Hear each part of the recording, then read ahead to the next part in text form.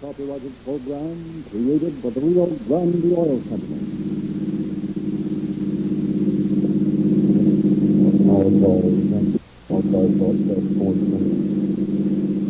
Hold up and murder at 19 Vermont. Two bandits. Number one is driving 23 years. Has black hair, medium height, wearing a dark suit. Number two, blonde, medium height, also wearing a dark suit. He's in a justice. Take no chance. That's all.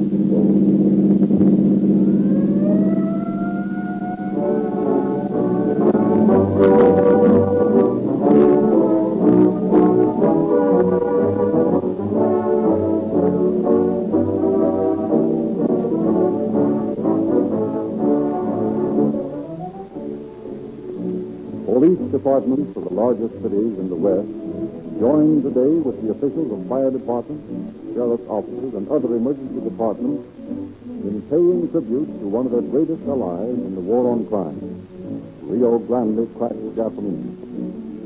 For it is this outstanding brand, more than any other, which enables radio police cars to answer your call for help within 2 minutes, which speeds fire engines at breakneck speed through city streets, which saves precious seconds as an ambulance rushes to rescue. In appreciation of the important part Rio Grande cracked gasoline plays in their daily work, police officials open their confidential files so that you, who are also users of Rio Grande cracked gasoline, can hear on Calling All Cars the truth about crime. In appreciation of the improved performance and the outstanding economy afforded by Rio Grande cracked gasoline, officials of a score of cities and counties have again awarded yearly contracts to Rio Grande, specifying cracked gasoline exclusively to power the finest and fastest cars on the roads today. If you who listen to Calling All Cars enjoy this program, we ask that you show your appreciation by driving into your neighborhood independent station and saying, "Give me Rio Grande cracked, the same gasoline the police cars use."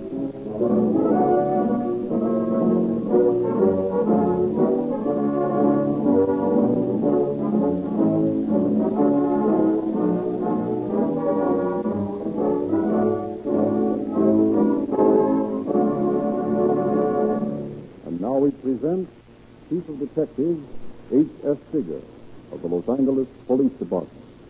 Chief Figger. Speed is an important factor in crime detection. Clues fade rapidly, and unless followed immediately, the criminal may elude justice for some time before he is finally brought in. To follow such clues, police detectives must be painstaking and must have the initiative to follow on their own, quickly and without orders from headquarters, all leads they may discover. I am happy to say that the Police Department of Los Angeles has such men on its staff, and tonight's dramatization of the tracking and capture of Killer Hudson and his companions will show. A measure of the success of these detectives may well be attributed to the help given them by the very citizens who were able to contribute bits of information that acted as signposts to guide them on. If you are, I sincerely hope that you will cooperate with them in bringing to justice the criminals they seek, whether petty thieves or murderers. A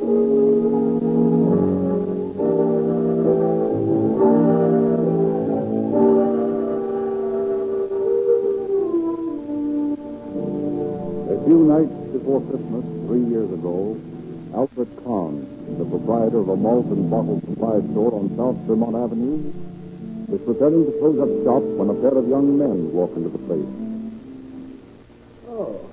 Oh, good evening, boys. Anything I can do for you? Don't make no noise. You want the dough. Hand it over. Well, what are you fellas trying to pull? Sure, don't you understand English? This is a holdup. See this gap? We mean business. Where's that dough? Sir, I tell you, I haven't any money. The business ain't so good these days. I ain't taking in much. All right, shut up. There's the cash register, Bob. Go through it. I'll take care of this guy. Okay. Now, you'll get back there in the washroom. Look here, boys. I ain't got no money here. I swear. Shut up. Get in there and stay there. Listen, you, I ain't joking. You stay in there or I'll blow your head off. How about it, Bob? I got all the answers. Okay, let's scram. There's no way to lock that door from the outside.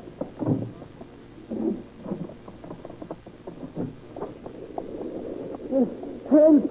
Police! Robbers! There they are. Stop them. Knock them out with that gun butt, Bob. You can't steal money from me. Help! Police! Shut up! What's going on here? What's that call you? Call you? I'm a deputy marshal. Well, it's nothing, officer. Just a little argument. Well, look at all these people watching us. Put up your gun. Look, I'm not armed. Very well, but who's this? Ah, my friend here just met a guy that has a grudge against them. Let him fight it out. Oh, they can't do that. They'll have to take him in. Hey, look here, you man. Look out, he's got a knife. Be sure to meddle with me, you sneaking flatfoot. Well, that's one of them. Look out, Bob. I'm going to bump off the other one. Hey, let it go. Oh, come on, boys. Let's get out of here quick.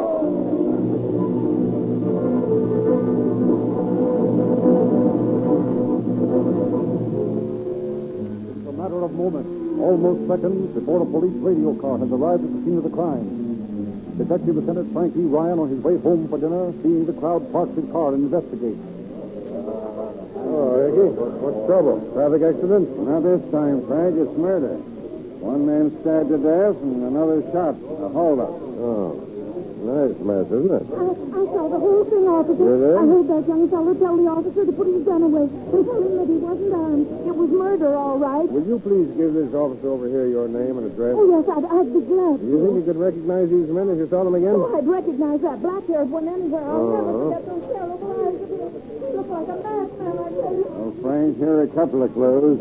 Revolver. Old style Ivor Johnson, huh? That's right. And this one's even better. Well, billfold? Any identification in it? Yeah, receipt for a radio sold to a William Arrington who lives on South Bixby Street. Fine. I'm going to run that one down right now.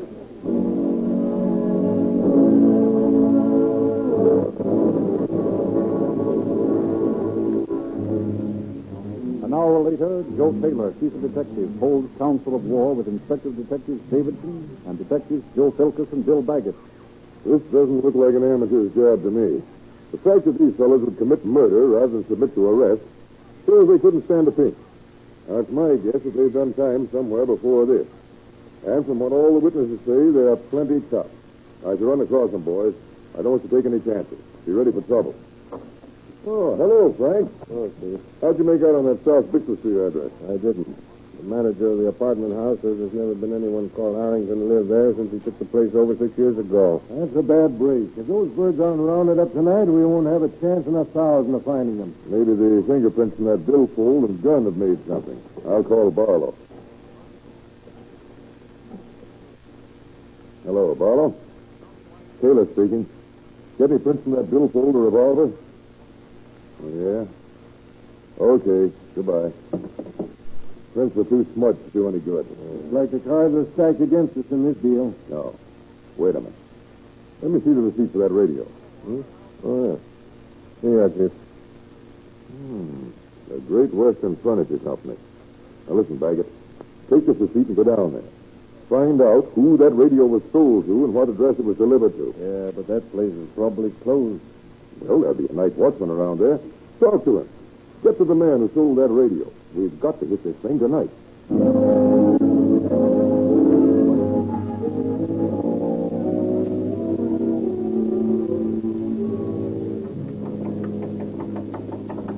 Oh, stop your banging. Stop it. You can't get in. The store's closed. Well, open it up. Can't you see this badge?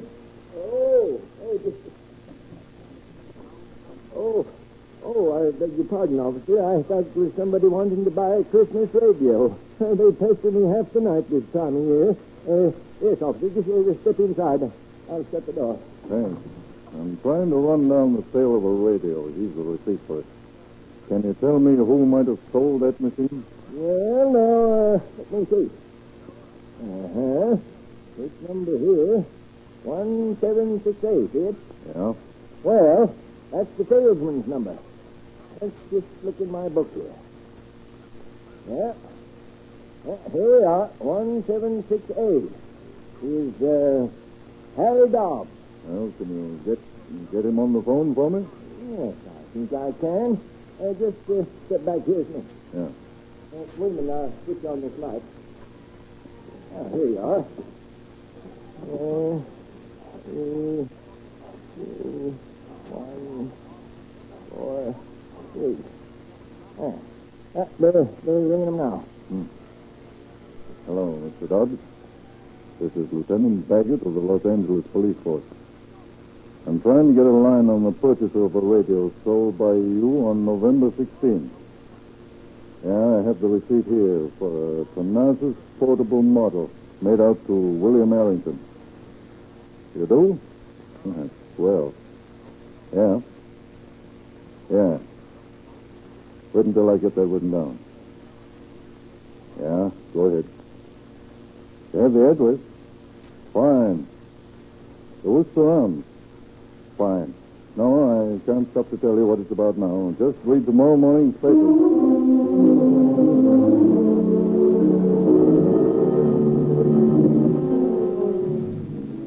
In a very few moments, the detectives are interviewing the landlady at Worcester Apartments. Well, there's nobody but the name of Arrington lives here. Are you sure of that, ma'am? Yes, but they may have lived here before. You see, I just took the house over 2 weeks ago. Well, who was the landlady before you? Mrs. Rudolph Sprang. And where does she live? Well, now, let's see. Oh, yes. She's at the Orange Hill apartment house now. Orange Hill Apartments. That's fine. Come on, boys. We're going to interview Mrs.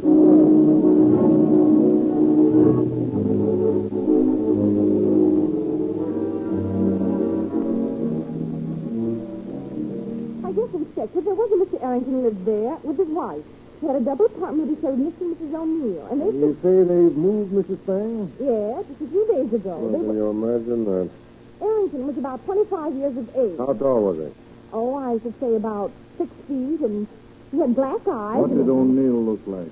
Well, I should say he was younger, around 21 or 2. He had light brown hair, and his teeth sort of stuck out. Would you call him a blonde? Well, some would have guessed.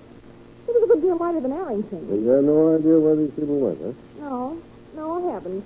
But he took their suitcases and their radio and called a taxi cab and drove away. Taxi cab. What kind of taxi cab? Why, let's see, You've got to remember, Mrs. Spang. Well, I do remember, What Inspector. kind was it, ma'am? A green top.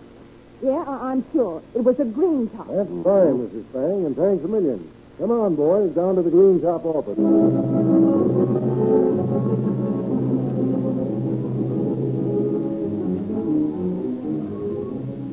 a very short time, the driver who called for Arrington and O'Neill and their wives is located and faces the questioning detective. Now listen, Blackie. A lot depends on your memory. Within the last week, did you answer a call to the Orange Hill Apartments and take away 2 couples, some suitcases, and a radio? Let's see. Seems to me I did. Yeah, that was last Thursday, wasn't it? It might have been. Sure, I remember that shirt. Where'd you take them? Let me look at my book a minute. Yeah, here it is. They went to the Shropshire Apartments on West 6th Street. Oh, yeah, that was where I carried their radio all the way back to apartment 3. And all this guy gives me is a dime. The radio was heavy, too. And then one of the broads asked me to connect it up. The noise. What did these men look like? Sort of tough guys. But they could be cut down to size. One of them had black hair, and the other sort of colored, if you get what I mean. Yeah, I guess we do. You remember anything else, Blackie? No, I guess that's about all. Okay, Blackie, and thanks. Not at all, not at all. Never hurts to be on the right side of the fence, if you get what I mean. Well, boys, let's get started for that 6th Street spot.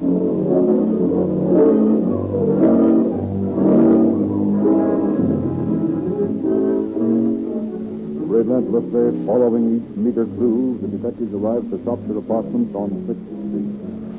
Yes, almost 11 o'clock. I suppose this is one of those places where they lock the doors after 10? I hadn't thought about that. It is. Oh, I have to ring the bell. No, wait a minute. That might spill the beans. We've got to get in there. Listen, you fellas wait here. I'll see if I can get in the back way. Okay.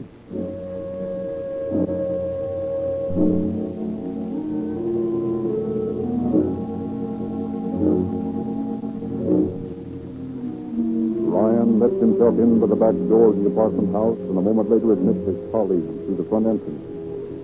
They look about for the manager's apartment. Here it is, number 2. Who is it? Open up, ma'am. It's police officers. The police? Well, what's the matter? Well, what's the matter? What's happened? I want to know. Don't make any noise. But I want to know what's the matter. Now tell me this minute. I want to... Have to be more quiet. Well, all right, We but better can't you talk tell me... inside. Yes, that's a good idea. You stay out here in the hall, Baggett. Let us know if you see anyone that resembles the suspect. Okay. If you don't mind, ma'am, we'll step inside. But I wasn't expecting visitors. Why, I hardly know what to do. Don't mind us, ma'am. We're just folk. Oh, all right. Now, for land's sake, what is the matter?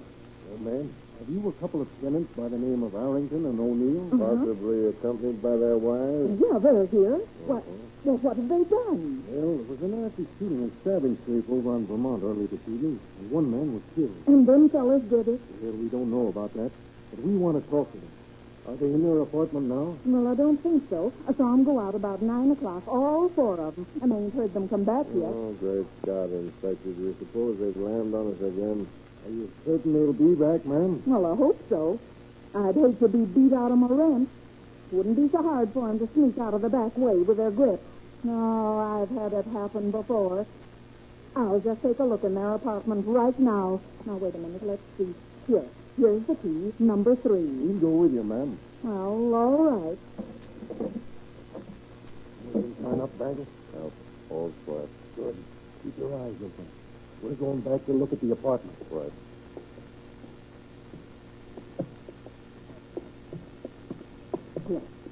Here we are now. Number 3. Wait, I'll knock first. On your toes, Frank. I am.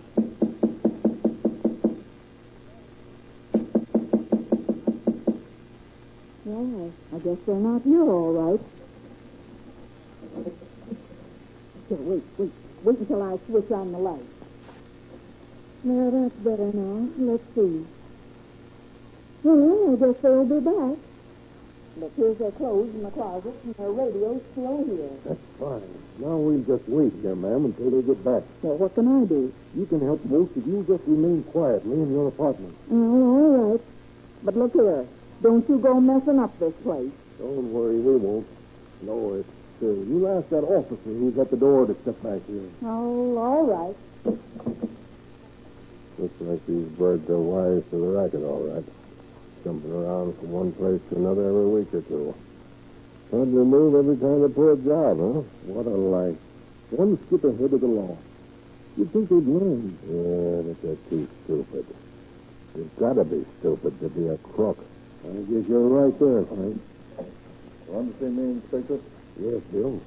You wait in the landlady's apartment. Keep watching when you see this bunch come in. Give them plenty of time to get back here. We'll be waiting for them. Right. Let's get the lay of this place. There's the 2 double apartments. I guess the first door here connects with the other half of the establishment.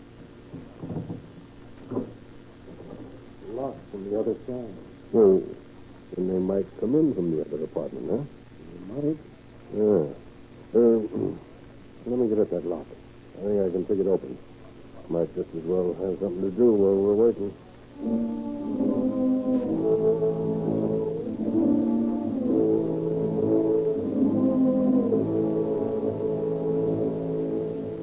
For an hour and a half, the 2 detectives wait. And then, at midnight, they hear footsteps. Exchanging a meaningful glance, they draw their guns. Wait a minute. Something's crazy. Stop that man, Bill. You there. Put your hands behind you and turn around. Come on, stand still. Here's a pair of bracelets for you. Shut up. What's this all about? That's what you're going to tell us. Keep your eye on this mug and these gals here, Bill. Come on, Inspector. Let's get the other guy. There he goes in that taxi with the lights off. Well, can you imagine that? Well, come on, let's herd the rest of them in. Did you see him? No, he made his getaway in a cab. He didn't go through here. I was watching the door after they came in. Might have seen him. Yeah, he got out some way. Maybe you wounded him, Inspector, huh? I'm afraid not. Those shots were fired at the lock that jammed when I tried to get out of the apartment. Not at our departed friend.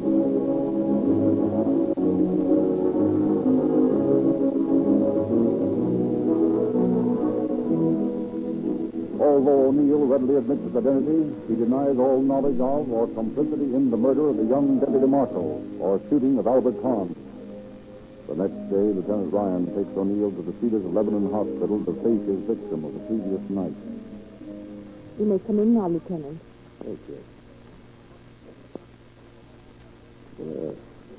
Mr. Kahn? How are you today? I'm pretty weak, but all in all, not so bad. Oh, sure. You look swell. They say you'll be out of here in no time. I hope so. Who's this into? Aha, the robber. So you've caught them. Good business it is, Lieutenant. This is the man that held you up then, huh? That's one of them. He tried to kill me. But it was the black heaven that shot me. The guy's screwy. I never seen him before in my life. You tried to deny it. You little puppy. If I was there, Mr. Kahn, you must be quiet. You'd better go, Lieutenant. Very well. Come on, O'Neill.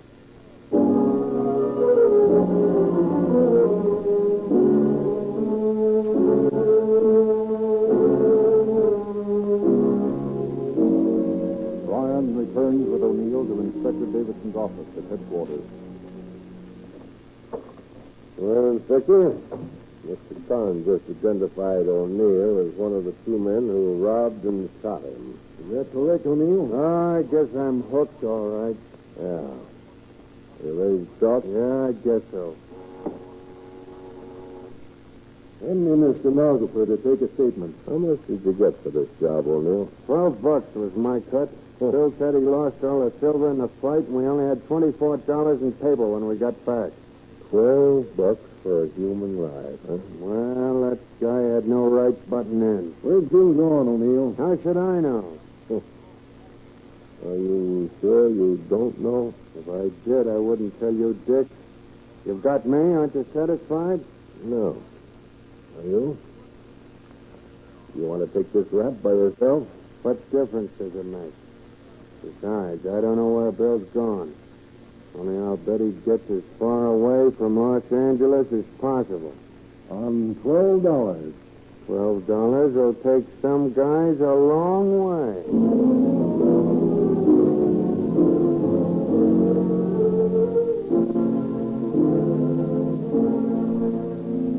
O'Neill is booked on a charge of suspicion of murder.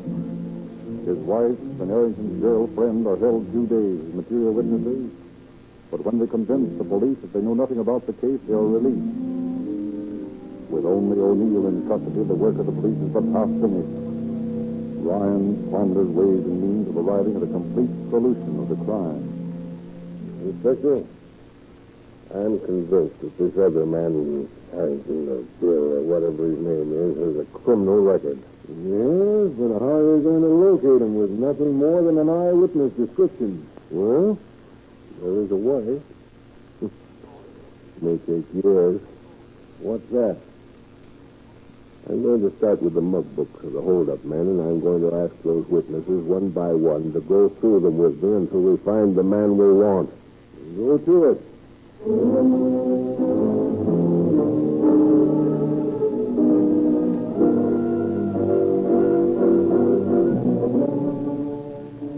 Laboriously, Ryan starts his search. After nearly 2 weeks of consulting witnesses, one of them recognizes a picture that might be Arrington.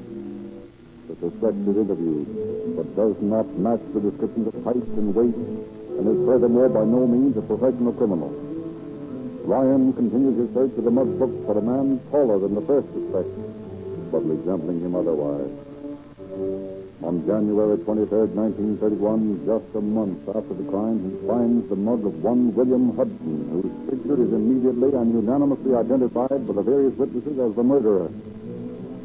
Police bulletins bearing Hudson's alias Arrington's picture and fingerprints are broadsided across the country.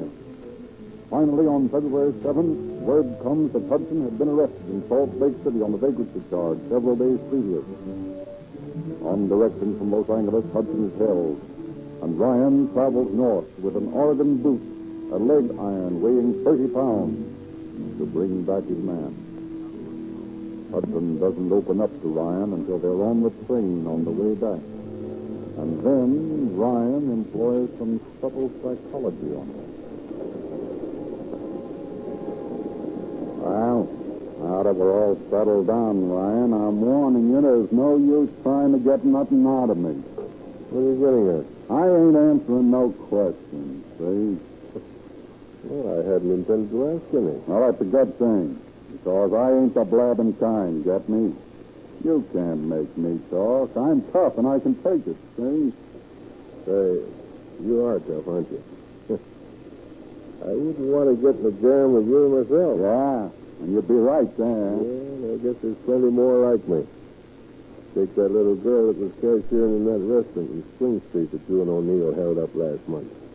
You know, she told me that O'Neill did all the talking, but it was you she was scared of. Said it was the way you kept looking at her. She's a smart kid. She knows her onions. Yeah, and that girl in the drugstore out near Westlake Park, you remember her? Yeah. What'd she say? Said she had hysterics for an hour after you left. Said she'd never seen such a mean-looking man in her life. Well, when I go into a place, I let them know that I mean business. Sure you do. I can see that. But this fella Con, you know, he seemed to have plenty of nerve. No, he was a fool. He didn't know what a tough guy he was up against. Come near letting him have it. Yeah, man, I think. Smart one, too. You know, I've often wondered how you ever knew we were in that apartment waiting for you that night. Well, I had a hunch. When I got the door half open, I thought I saw something moving, so I took it on the lam. Yeah? Where'd you go? You away in that taxi? Taxi, nothing. I was up the stairs before you knew what was coming off. I went up to the roof, jumped across to the building next door, watched you fellas look for me, and then come down the fire escape after you'd gotten tired and gone home. That's how it was, huh? Yeah. Well, I guess us detectives were pretty dumb that time. That time? Was there any time when you wasn't dumb? Well, I can't seem to remember, Hudson, but, you know, it's you that's wearing the Oregon boots, if I'm not mistaken. Well, that's just because I slipped up. I shouldn't have come by way of Salt Lake City, where to pick up the bag. Well, that's one way of explaining it. Hey, tell me, Ryan, did anyone ever get away with one of those Oregon boots locked on them? Let me see. Yeah, I believe there was a case 4 or 5 years ago up in Idaho. Fella got away, and they didn't find him until 3 years later. Well, how did he get the boot off? He didn't. It was still locked around the skeleton of his leg.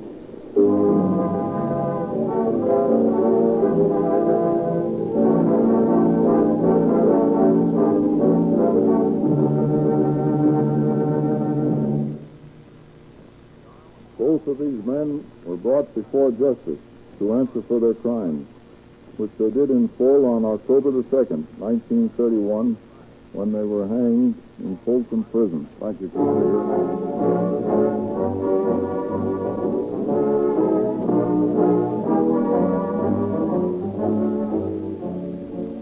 Ladies and gentlemen, don't miss the thrilling true case next week. Read about it and the many other cases which are now being broadcast twice each week in the new September issue of the Calling All Cars News. Any Rio Grande dealer will gladly give you a free copy of this unique publication of illustrated crime, movie, and radio news. Boys and girls will find a full page of gifts, which are offered free to all users of Rio Grande cracked gasoline.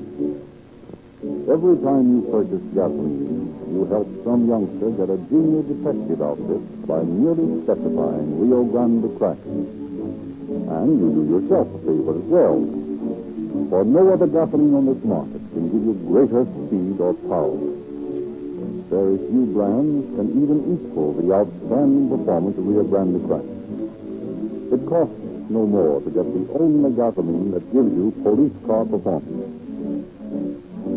Rio Grande dealers, all of them independent merchants, unite in recommending Sinclair motor oil to their customers. From practical experience, they have learned the folly of using oils that contain wax and useless petroleum jelly. At last, they have de-waxed, de-jellied oils made by Sinclair, which cost only 25 cents and 30 cents a quart in steel cans. Every Rio Grande dealer urges you to use Sinclair motor oil because you can unqualifiedly guarantee that it will never fail to lubricate your motor correctly.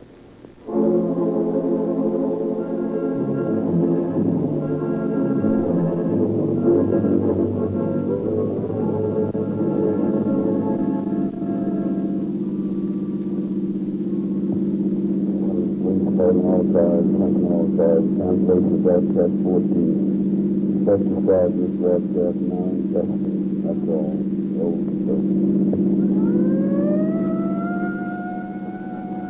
Over.